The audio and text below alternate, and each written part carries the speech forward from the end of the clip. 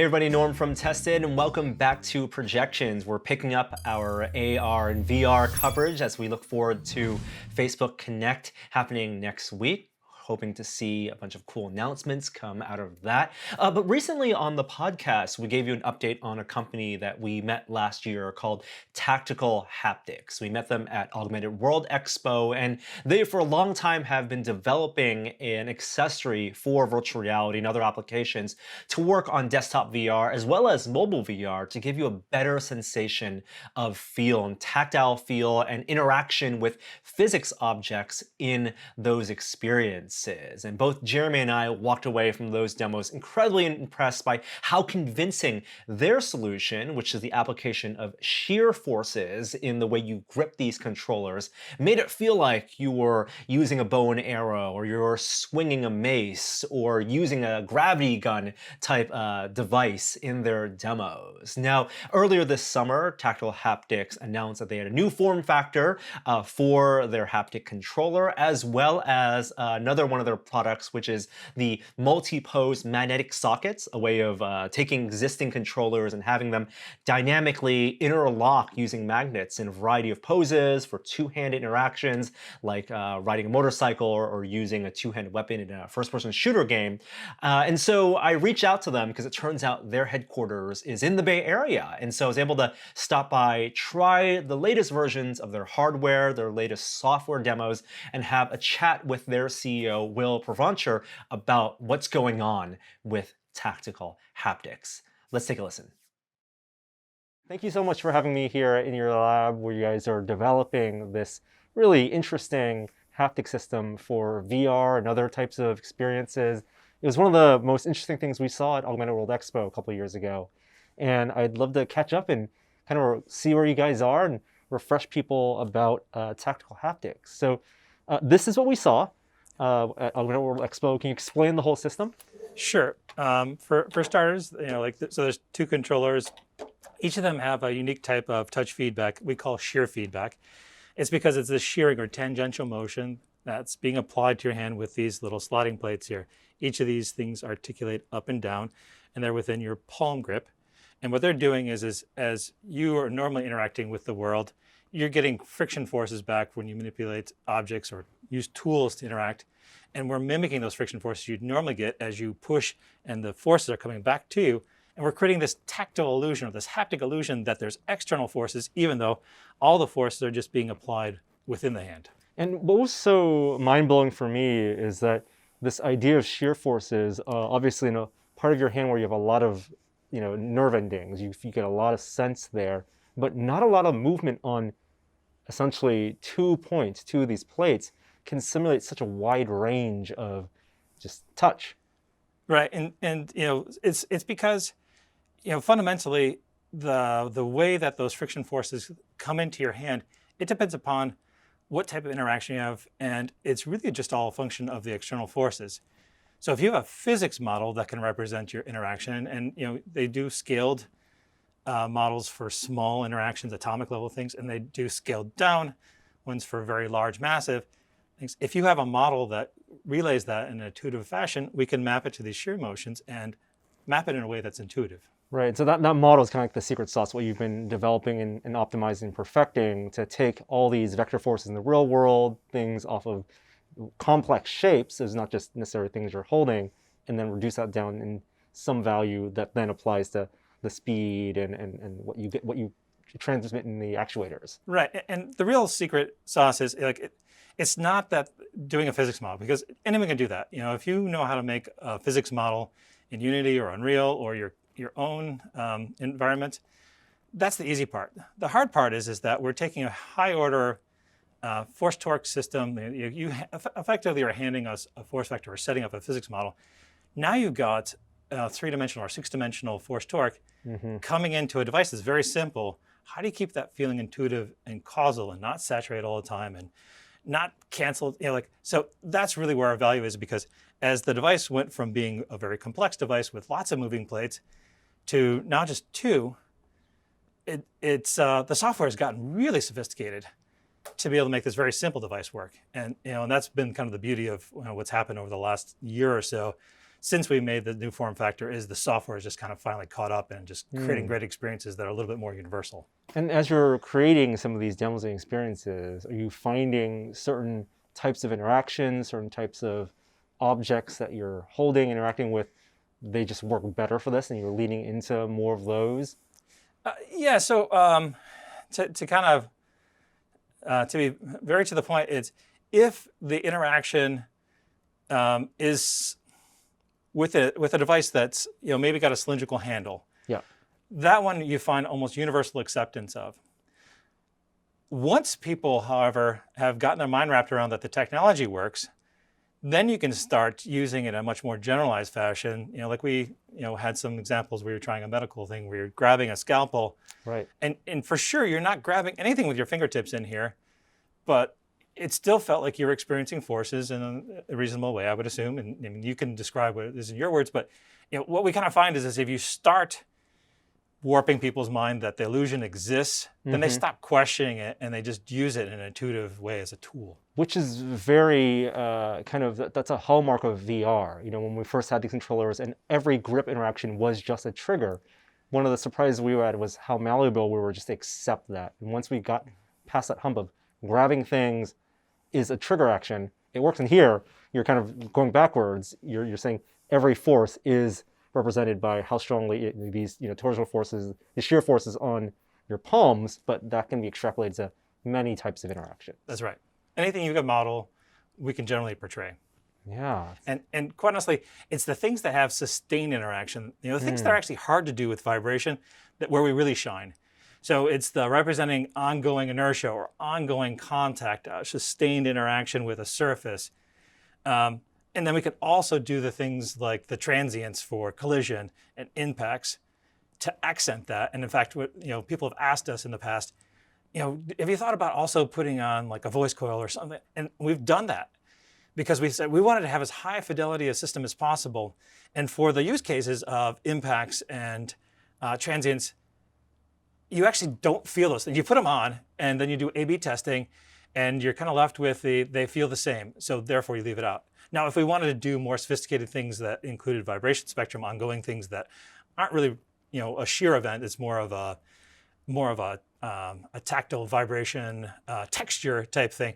That's where you can start going out of what you can do with shear once you get up above 50 hertz or something like that. And then voice coils do really nicely. The idea that sustained interactions have the best illusion or best effect is almost a little bit counterintuitive to me because you're not.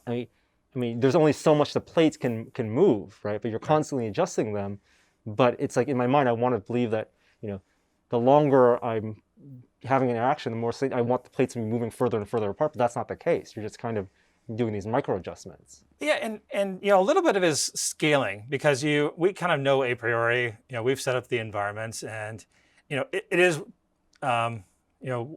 one step beyond what you're saying is like if you've already kind of set your system up such that everything fits under an umbrella of 10. And we actually scale our forces or pseudo forces to plus or minus 1 just the same way. Thumbstick inputs are scaled that way.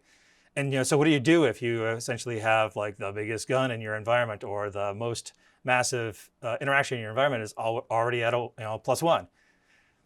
It gets tough. But like it's one of those things that if you kind of just create enough of an umbrella to fit everything under it and have a little bit of a proportional change, it also helps you preserve some of the solution. But it can run into problems. And real force feedback devices have the same problem. I don't know if you ever tried the Novit Falcon, for example. Absolutely, yeah. Their amplifiers don't go to 11. Like when you get to the end of the forces, it's that's it. Yeah. The problem that we have is if we aren't super mindful of it, is that when they saturate, you're still getting 10. When we saturate for long periods of time, it's acausal, and the illusion disappears. And so that's actually a lot of what's happened in the last year or so. Is Mike has done a fantastic job of tucking all the edges, the stuff that's like that wasn't quite right. And when you do that, people walk away with this experience of like they could do this and they could do that and all this wide breadth of things. I wonder if they can do, and the answer is usually yes. Right. It's so cool. So in the year since, obviously we talked about the software, but also the hardware has changed a little bit. You're still using the same actuators, but what we saw in the system, which was a combination of two different feature sets, Yep. actually. Now has been split off. So where's the state of just the haptic feedback and the form factors there? So to contrast, so I'll set one of these aside. Here we have one of the new controllers, and you can see the grip region is effectively the same. It's the same. We removed the side bumper because people for location-based VR, arcades, and family entertainment centers, they're like, we want something that's as simple as possible. Like, in fact, we talked them into having us keep the trigger, and then as long as we're at it, we kept one extra button. It's a good thing we did because there's some use cases for just really simple things. So one thing on the front, one thing on the back. Super easy to train, and as you said, the trigger is this kind of canonical interaction element in VR now, so it works really well. There's no mistake that the bottom of these two are about the same volume, and the top are about the same volume. They're where the actuation and the battery are, but this one everybody seems to think looks sleeker. Yeah. And it's amazing. I think it reaches into everybody's inner child of being the Jedi when they're the sword hilt. Yeah, absolutely. You got your laser sword hilt right there. Yeah, and we have a really simple mount. So it's differentiated in terms of how you can track it. It's simple. We have the Quest controller, just slots right in here. You put it in. You push in the interaction button. You put a little hook over there. It snaps into place. Easy on, easy off. And then just as a contrast, get into there's actually another form factor of this at the same time. And this one has the accommodation for the Vive Tracker. Yeah. And this is one actually that once we had this, it was very easy to scale. And we'd start getting questions from people that are doing everything from industrial training, like construction, mining, oil and gas, to rackets and bats. Tools, anything, actually even could you do a two-handed sword or a lightsaber? And so I was kind of curious, does the phenomena still work? And I mean, you tried it, it's I find it's just as compelling, if not, stronger feeling when it's, in two hands. But, it's the same stuff. And it's been wonderful to have this new form factor that's really scalable. Yeah, I mean, it's interesting because in the first form factors, it's made for one-handed grip, and it's one of those things where the stronger the grip, the better the kind of the impression you get, right? The illusion. And with the two-hand, what I found was it allowed me to kind of relax one hand for a little bit and transfer between hands. And so I felt like I could use it for a longer period of time, just because I was naturally able to just relax and still get the simulation. Yeah. And anyways, it's really been interesting to see some of the inbound interest on that. Yeah, and then you guys are making your own experience going something even more interesting. You showed me a fishing demo. Can you talk about that? Yeah, so, again, once you have this form factor, you can, more easily convince people all the applications that have this this kind of sword handle or handle type appearance, your application is now feasible. And I'm a big fan of fishing. Every summer I go to my parents' house. They live on a river in northern Wisconsin, and I really enjoy going out. And for me, sitting here with Mike over the last couple of months, tuning this up, the instinctual feeling of casting out, getting a nibble on there, and just not being able to resist, just setting the hook on this has been fantastic. And it's been fun. This is a little fishing reel attachment. It's got an encoder on here for giving you input from the reel, so natural input. It's an actual reel that we've instrumented, so it has all the same dynamics of a fishing reel, and then we've added a programmable brake on it to give resistance, so that when the fish is pulling and it gets hard to crank, it's giving you that cue that it makes it harder to turn on here. And as we start to gamify it more, you could train people initially about, if you keep pulling hard, it's going to break. And then eventually, what you really want is to be, true fishing, which is if you crank too hard, it will break, and there will be no warning except for you violated, some of the natural cues that we're giving you. Right. And really, feedback, haptic feedback, they're all about cues, right? What you're doing is allowing the actual sensation and even visual representation of the things you're interacting with as the way to let the player, get a sense of the physics or the rules of the environment, as opposed to on-screen menus, bars, and all sorts of like things that we're used to in video games. That's right. And that's actually been interesting. I've gone back and played a lot of the fishing games because I'm like, these are supposed to be the best game. And they blow us away in terms of how natural the environment looks. They have incredible graphics. Their fish look beautiful and all this kind of stuff. And we've really just focused on the interaction.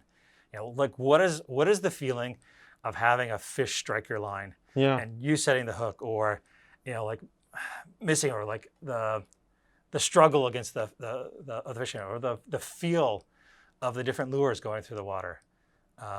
So like I'll say, like, our graphics, they don't hold up to people that focus a ton of time on us. But for a couple of months, like, we've had people come in and they're like, I like fishing, and my son says to me, he goes, "Dad, this is like fishing training," because he recognizes like it's all the same stuff I got to do right to go fish and catch real fish. Yeah. So it's awesome. So where's the state of Tactical Haptics right now with all these prototypes? You mentioned working with LBEs, the splitting off between the dynamic grips and also the haptic feedback portion of it. How does this become a product, and when can people out there be able to get this sensation? Right.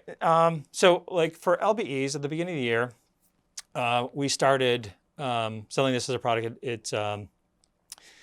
It was going to be going into a couple, and we sold the first ones, and was starting to scale. It was basically, orders that we couldn't, we were going to have a hard time keeping up with. We were talking to contract manufacturers and, pricing and all this kind of stuff. All that stuff, COVID-19 has killed. Of course. Even some of the folks that put in orders with us didn't fulfill the second half of their orders because just like, stores were closing and everything. So part of the going back and making the more involved experiences, the robot that you fight against and hurls insults at you, and fishing, is really to go that next step and talking about here's to really spell out, our tech demos have always, in my mind, kind of spelled out like this is exactly the interaction that's already in your game. But a lot of times people are like, I still don't quite get it, and I just really want it to be super clear. This is really what it can do for your experience. And in particular, fishing is one of these very niche areas where it's not a top seller on the platforms, but on a PS4 or Xbox, where you've got on order of 30, 40 million install, you'll sell 2-3 million of a fishing game. But they're really excited, 2 to 3 million.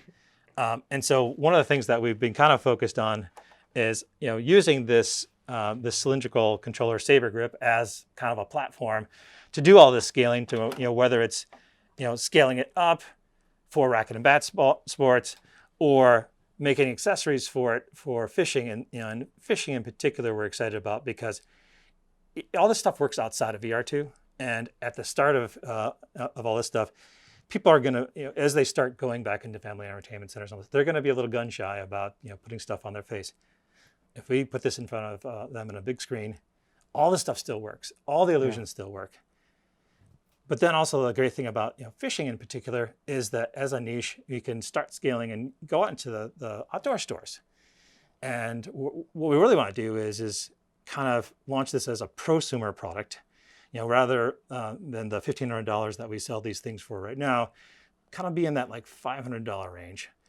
And then use that as a stepping stone to doing commercial scale, where you're trying to get this. I think $150 to $200 is kind of our target for each controller.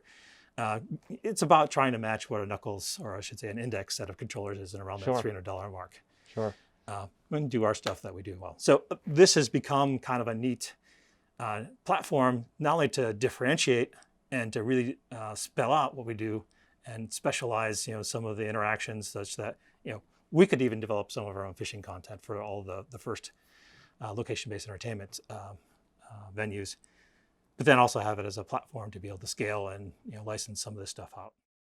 The funny thing is from the coverage that you did last year at AWE, Augmented World Expo, from these, I'd say more than half the comments from that were like, the haptics are cool, but they seem like, yes, they should maybe be expensive, or they are expensive. So could you just give us something with the magnets in the meantime? And so that's what we've done here is we've put all the same locations on these controllers. So this is our gamepad. It's this is your steering wheel or a gamepad orientation. This would be like your Xbox pose. And it's designed to keep the hoops visible to the Quest, so the tracking is good. Here's your machine gun pose. Could be formed right or left-handed, and we're recognizing these poses on the fly. This would be like handlebars, and the cool thing about this is also, of course, that these rotations are released on all of these axes, so you can use it as an input after the fact. So we had it where we were just using it to, we had a physics gun in one hand and we were flying with another one in another game that we were working on, and just allowed you to do independent actions in the two hands. In other cases, like we've done it where this is your reload, or this is like the throttle on the flamethrower to be able to rotate all this. So it's all the goodness of what we're doing with multi-pose magnet sockets, but now directly on Quest. And we've done it for Windows MR, we've done it for Vive. It's just these are the most compact controllers, so it's a kind of a nice attractive package for it. And is the idea to turn this into a consumer product? Yes, and so this one we're kind of looking for some manufacturing partners to bring it out at scale.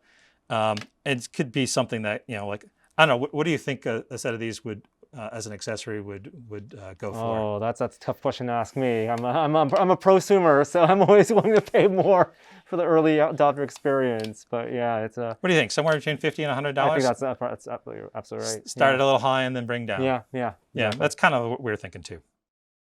So I want to thank Will and Mike from Tactical Haptics for accommodating my visit and showing me their demos again. And it looks like they, as much as other VR companies, location-based VR companies specifically, have been really affected by the COVID lockdown in their business. And while not a ton has changed from their demos that we saw last year at Augmented World Expo, it is a reminder to me of how compelling their haptic solution is. Those shear forces, the way you can feel a sword, a lightsaber, interactions that range from picking up things to throwing objects, that feeling of the illusion of weight is just so convincing using their controllers that I really, really want to find and see if there's a way for that to be something we can use at home. And that doesn't seem to really be their path right now. These are very expensive to develop and make as products. And so